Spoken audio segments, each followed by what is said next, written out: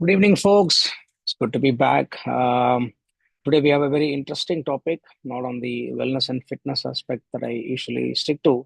Today, it's more about relationship. This game is a request from someone, and I thought I should do that. And I wrote a blog about it on Medium. I thought it's been a while since I wrote, so I'll link that blog here. But more or less, I'm going to be taking excerpts from that blog and then talking about certain points. So, what's the topic for today? What are the red flags and signals in a man that girls should watch out for? Now, when I say red flags and signals, these are guidelines. You don't have to take, you have to analyze things for yourself. Um, and secondly, some of these points may not be applicable depending on the type of relationship that you're choosing. So for example, if it's long-term relationship, I would say most of it is, or some of it is more important. If it could be a short-term relationship, an affair, or let's say one night stands, most of it won't make sense for you. But either which way, let's get started. Number one, narcissism versus confidence. Now, this is something that is probably the most important of one of the most important in the list. A lot of young girls tend to get people love confidence in general, right? Men love shyness in a women love confidence in a man. And it so happens that women tend to mistake narcissism uh, for confidence. For example, a lot of people who are narcissistic tend to espouse amazingly great confidence in their behavior, which is quite impressive when, particularly, young women get impressed by it.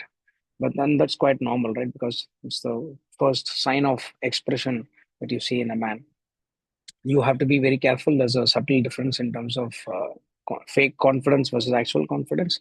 Now, narcissist people are actually quite insecure, and to hide and masquerade that insecurity, they tend to show the outward confidence and extrovertism that you try typically come across. You have to be a little careful because these people are out to destroy you. There's a wake of destruction after the relationship and during the relationship, and the after effects can run for years together. I've spent a lot of time reading about this, which is why I thought I should caution and warn young women in knowing that you need to learn how to identify people who are narcissist. And statistically, anywhere from 2 to 15% of the people tend to be narcissistic, and men in terms of numbers and averages are more narcissistic compared to women, so you have to be a little careful in terms of materials. On YouTube, I'm not an expert in this topic, but just I know what narcissism is about and different types. You can look up for Dr. Ramanis and Danish Pasi. These are two guys, sorry, girls, and one is a doctor. The other one seems to be an expert in this topic. I watched a lot of their videos to understand. So you should go through their materials on YouTube. So that's number one: narcissism versus confidence. Be very careful. Radar system should be on high alert, ladies. Number two, okay, lack of intellect and original thinking. Now, I'm not talking about your college and education degree, etc., though they kind of can be a proxy for a sign of, let's say, your hardworking nature or intelligence to a certain degree. But what I'm talking about here is look for originality in their thinking, right? And when I say originality in thinking, that person should be able to stand his ground, even if his beliefs or, let's say, his thinking is completely against the popular belief of the world or the society at large. After all, the purpose of education, if you actually see, is to make one think, right? Uh, so lack of original thinking, it's kind of, in a deeper sense, it tends to reflect the inability to think very deeply or think for himself, which I think is probably not a great trait to have. Learning to question things around you is very important, right? I'm not saying you need to be an encyclopedia, but showing active interest and curiosity and having your own way of thinking is kind of makes tells me that you're a very original person, that you can stand on your own feet and think for yourself. And in general, life pretty much gets hard for a lot of people, and for some people who are unlucky, a lot of things are taken away, and you need a smart original thinker, which is kind of very rare in today's society. So you need to watch out. I mean, these are kind of things you'll be able to figure it out with the way that person behaves and talks. This is kind of easier to identify. And in general, I I know that women are extremely smart and observant of a man's behavior, his attitude, everything. So I don't think they should be hard for you people. Of course, there are lots of good questions you can ask to test this hypothesis out in terms of how original his thinking is going to be. Okay, that brings us to number three. By the way, I've been given some feedback from some people that I should try and finish my podcast in about 7 to 8 minutes. And when I go from one point to another, I should make it very interesting. I don't know if I should dance or find, laugh and make it more interesting. I'll figure that out. Thanks for the feedback. Okay, number three, lack of hygiene and orderliness. So this one can be a deal breaker. Why it just looks quite innocuous in this list. Uh, I've observed that if my daughter is extremely orderly and clean, so is my wife, and I am to a very large extent, but my son is not. I'm just giving an example, right? It tends to piss you off when you enter the room when you see that things are not very clean, orderly, the way you dress up, etc., can be a little clumsy. Now, in a relationship, if women tend to be more orderly and very hygienic, right? That's given they care for their beauty, they like things in general. On average, they tend to be more hygienic than men. They like it more organized and clean. Now, if your partner is completely the polar opposite of what you are, imagine what's going to happen in a long-term relationship. That's going to be pretty hard. And what hygiene also tells me is a kind of think of it as a metaphor or an extension of someone's mind and self-respect. It's just not about the physical, tangible aspects of cleanliness, but kind of signals how much a man values himself, gives a preview of his thinking and his uncluttered mind and his priorities. So this kind of easy to, of course, identify for women. I don't think I need to elaborate, so I'll go quickly into the next point. I remember the 7 to 8 minute deadline that people have given me. Knowing it all vibe or lack of humility. So this is kind of a very can be tied very close to the point number two in terms of knowledge and also narcissism to an extent. But in general, I think this is also an important part of life. Nobody obviously knows everything in the world, and the smartest of the men are usually the ones who are extremely humble and admit what they don't know about, right? And that is a kind of person that you should be living with, because he then admits that he is a little vulnerable. And you may think, oh, why should anyone be vulnerable? Because vulnerability is a great trait. It's actually a very sexy trait. And that's the only way you can form beautiful bonds and relationship with people. If people think otherwise, you're entitled to your own opinion. But I'm of the strong view that if you're internally very strong, if your moral compass is pretty good, you will not be very scared, or you'll be unafraid to be vulnerable with people that you care about, knowing that it can potentially harm you, because people are a little cunning and cruel sometimes. Some people are, not everyone. So when you open your wounds, it can be a little dangerous, but then you have to take your shots. That's how life works. But more than anything, coming it all kind of dance looks is actually full of pretense, right? You know it's not possible. So it's full of pretense. It's kind of arrogant and very difficult to live or move along with a person like that. Number four is done. Let's go to number five. Excessive habits.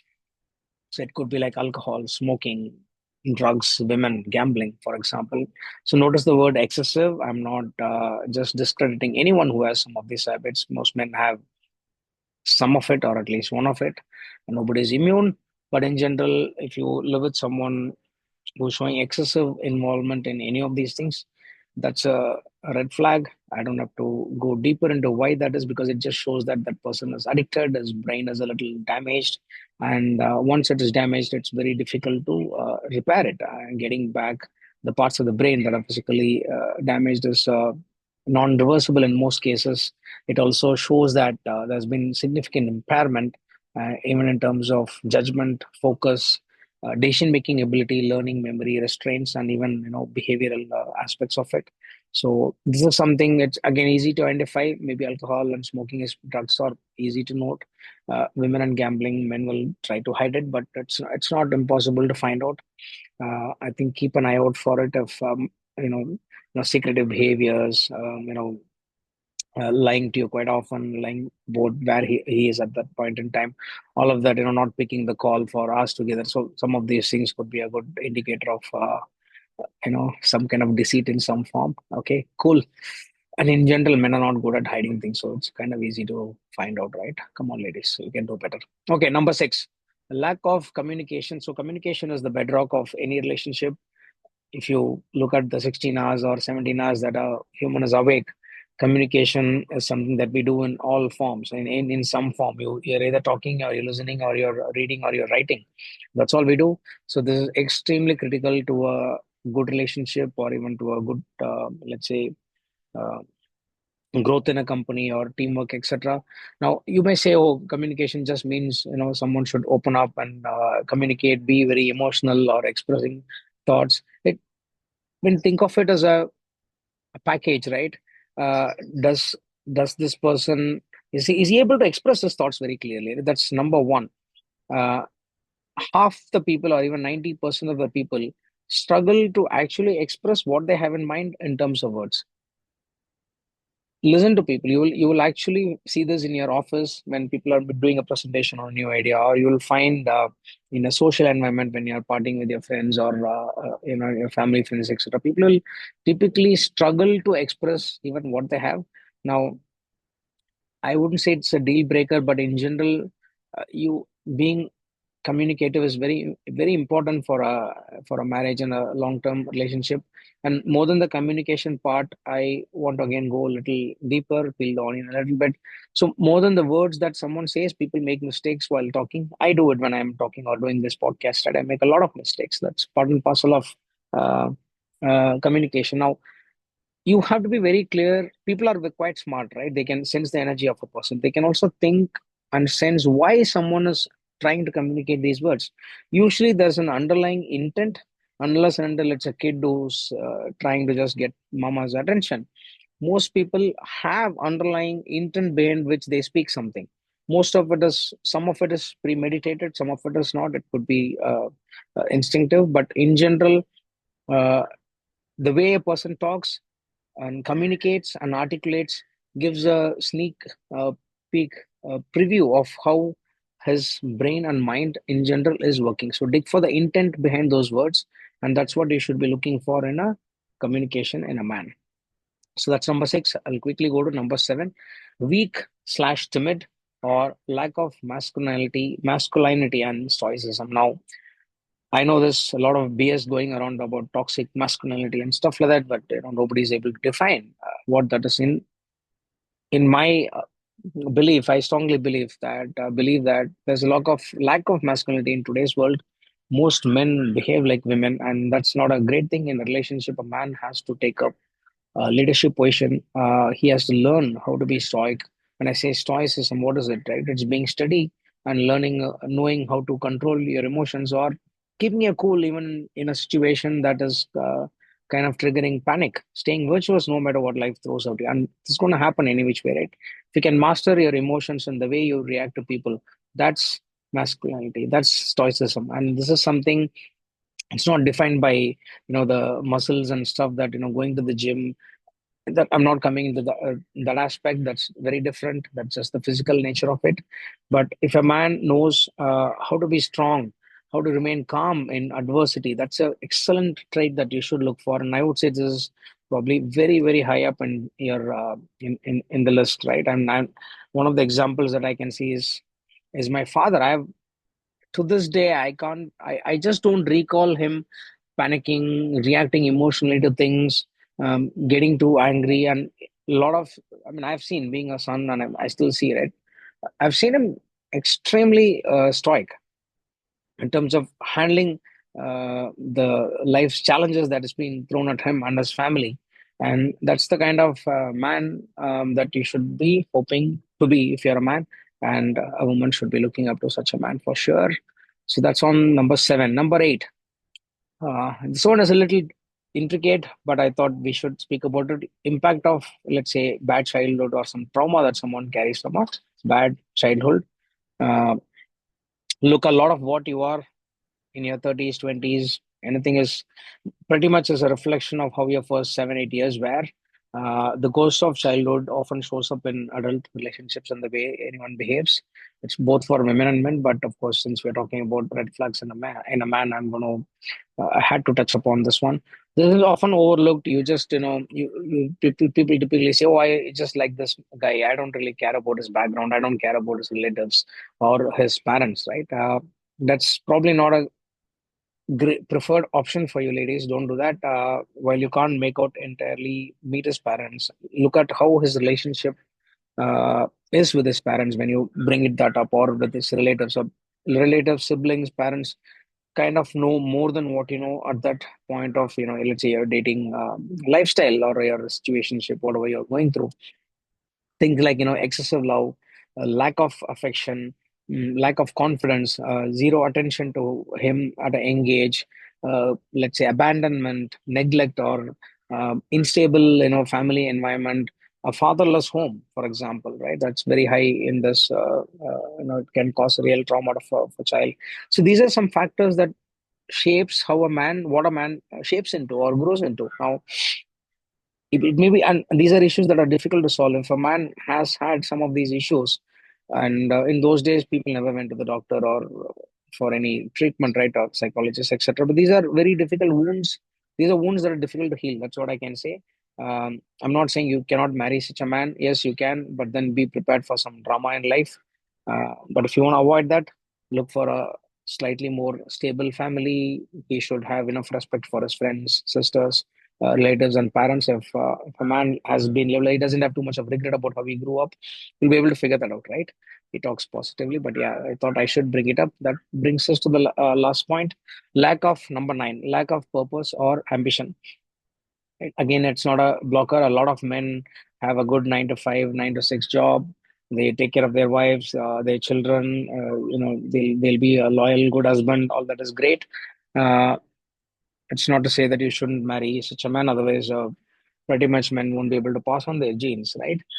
But what I'm talking about again, it's not about being a CEO or becoming another Elon Musk or millionaire. Though it's okay to have such an ambition. In fact, perfectly fine.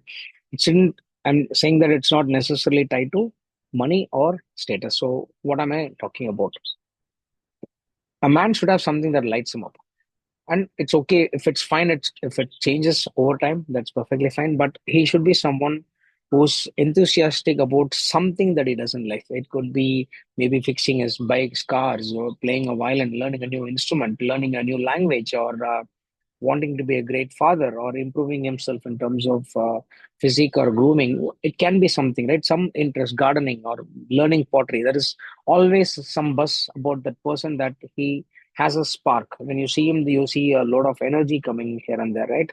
You, it has to be there in a man. Why? Again, the life becomes extremely hard, and when a man is able to pick up new skills, right, it just shows that he's malleable, he's moldable, and he'll be able to adjust to the challenges that people will face in life.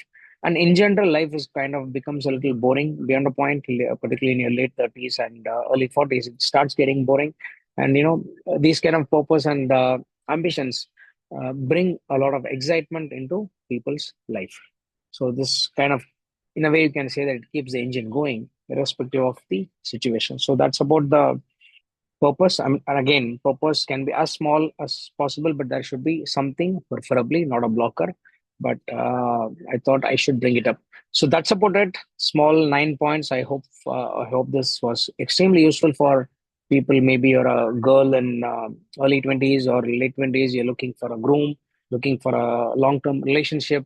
I'm guessing these points were useful. One of the reasons I wrote this down, originally I wrote this down, right, because I found a lot of articles online before writing this, but I somehow couldn't find myself agreeing to a lot of them. They were written more from perspective of how the man makes the woman feel. Oh, is he controlling? Is he loud? And all that, nonsense.